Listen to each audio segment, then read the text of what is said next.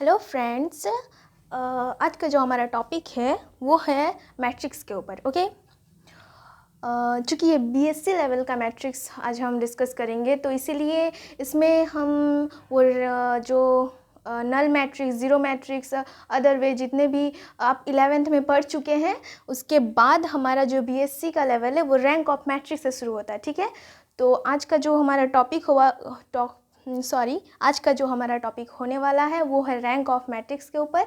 और तो ये डेफिनेशन है मैट्रिक्स का, तो आप नोट कर लीजिए। Let A be a matrix of M cross n, then the number of R is said to be the rank of matrix A. If there exists at least one minor of A of order R which does not vanish each minor, ये A होगा, ठीक है, minor of order R plus 1 or more if exist must be 0. देखिए हमारा rank of matrix क्या कहता है कि हम रैंक कैसे निकालेंगे, किसी मैट्रिक्स का हम रैंक कैसे निकालेंगे। ठीक है, तो हम ज़ीरो लेवल से पढ़ेंगे आज। ठीक है, चलिए एक क्वेश्चन लेते हैं 1 2 3 2 4 6 लालजी प्रसाद के बुक से।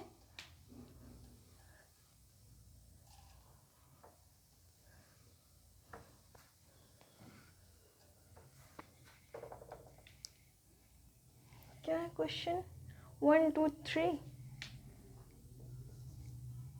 1 2 3, इसके बाद 2 4 6 7 8 10, 2 4 6 7 8 10, ये हमारा मैट्रिक्स दिया हुआ है। ठीक है, इसका हमें निकालना है rank. Find the rank of matrix. आप क्वेश्चन नोट कीजिएगा, find the rank of matrix, उसके बाद ये क्वेश्चन लिखिए, उसके बाद हम इसका सॉल्यूशन करते हैं।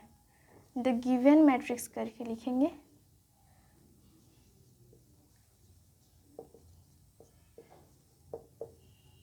ओके, आपको ये सब समझना होगा। ठीक है, अब हमारा मैट्रिक्स क्या है? 1 2 3 2 4 6 7 8 10। ठीक है, दिखाई दे रहा है आपको? इसके बाद हम क्या करेंगे, सबसे पहले नाव लिखेंगे। ठीक है, नाव लिखिए, उसके बाद हम इसका डिटर्मिनेंट निकालते हैं। डिटर्मिनेंट आपको पता है, 12th में आपने निकाला था, 11th में नहीं, 12th में। 1 2 7 2 7 2 4 8, उसके बाद 3 6 10 3 6 10। सॉरी, डिटर्मिनेंट का सिंबल ऐसे होता है। ओके, अब हम इसका डिटर्मिनेंट कैसे निकालेंगे? देखिए, पहले हम इस 1 को लिखेंगे। अब 1 के जो भी रो में और कॉलम में जो 1 के सेंटर में जो रो और कॉलम आएगा उसको हम इग्नोर करेंगे। देखें ये, और इसको इग्नोर करेंगे तो हमारा क्या है? 4 10 40 माइनस 8 6 48। ओके, इसको मल्टीपल करेंगे।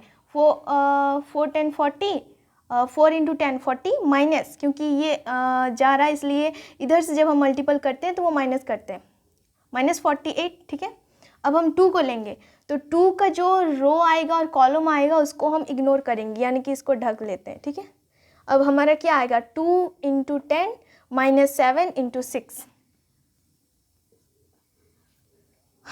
और एक बार 2 के मतलब कि सेकेंड रो में जब हम जाते हैं तो यहाँ पे जब हम मल्टीपल करेंगे तो उससे पहले माइनस का सिंबल होगा। ठीक है, ऐसे 220 माइनस 42। ठीक है, 2 10 20 7 6 42, एंड उसके बाद प्लस होता है 3। अब 3 का रो और कॉलम इग्नोर करते हैं तो 2 8, फर्स्ट तो हमें 3 लिखना पड़ेगा ना, 16 माइनस 8। ठीक है, समझ में आ गया? इसको इंटू किए। अब उसके बाद तो आपको पता है -8 होगा। अब 4 2 गया, कितना हुआ 2 -2 22 हुआ, ठीक है। और इंटू 2 44 हो जाएगा, 44, लेकिन माइनस माइनस प्लस हो जाएगा। अब यहाँ पे 16 - 28 कितना होगा, माइनस आएगा क्योंकि माइनस बड़ा के आगे माइनस है, ये 8 है, ओके। 2 1 1, ठीक है, इंटू 3 यानी कि 36, ठीक है।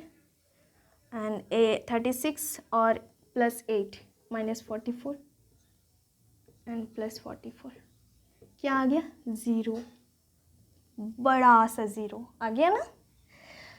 तो हमारा डेफिनेशन क्या कहता था, अब समझ में आएगा आपको।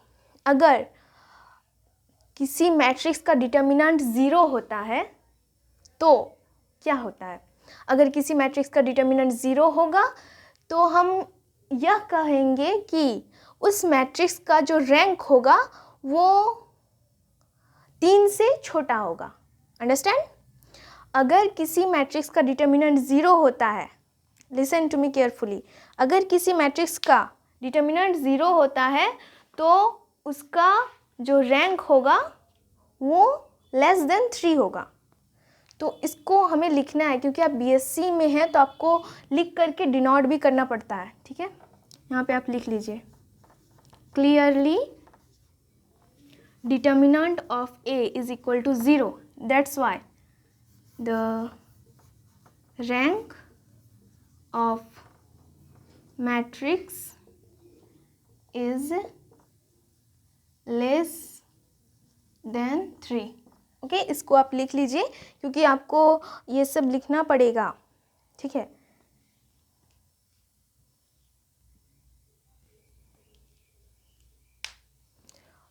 एंड अब रफ करेंगे, ठीक है, आप लिख लीजिए। इसके बाद क्या करना है,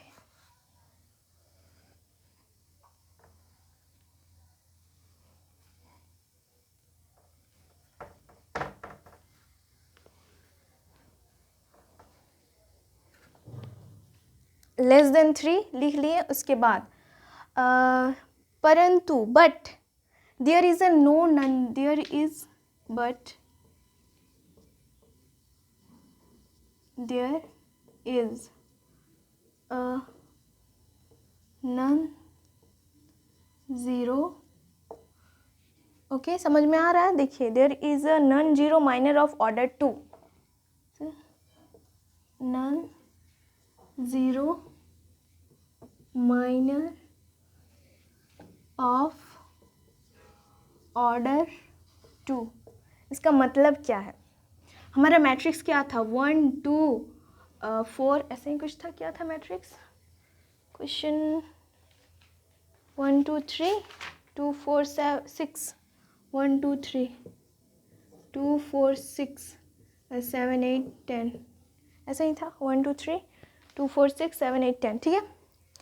तो इसका जो non zero minor of order 2 यानी कि हमारा ऑर्डर किसको कहते हैं, ऑर्डर मतलब ये 3 रो, लाइट आ गया, ये 3 रो और 3 कॉलम में है, यानी कि ये 3/3 ऑर्डर का है। इसको हम ऐसे लिखते हैं, तो ऑर्डर उसी को कहते हैं, यानी कि मैट्रिक्स कितना ऑर्डर का है। तो हमने देखा कि हमारा जो डिटर्मिनेंट ऑफ ए था वो 0 आया, इसका मतलब कि ये 3/3 ऑर्डर से लेस देन होगा इसका रैंक, यानी कि 3 ऑर्डर से लेस देन होगा इसका जो रैंक आएगा।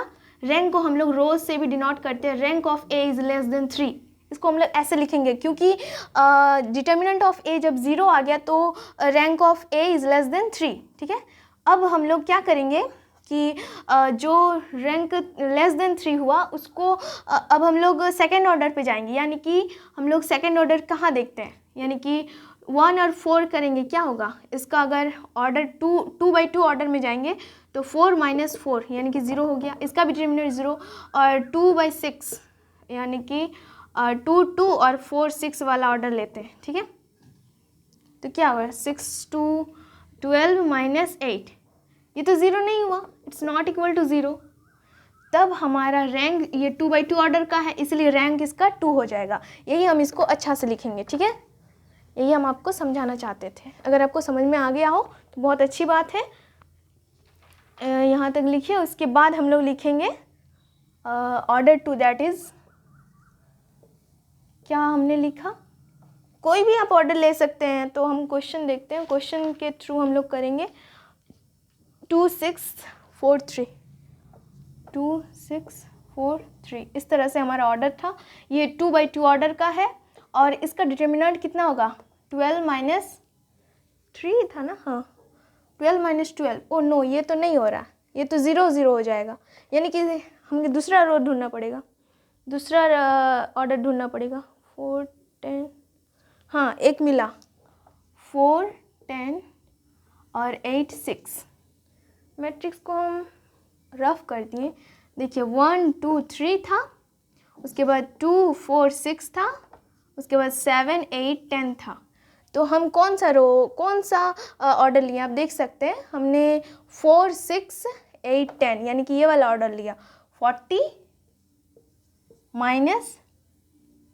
48, it's not, it is equal to कितना होगा -8, which is not equal to 0।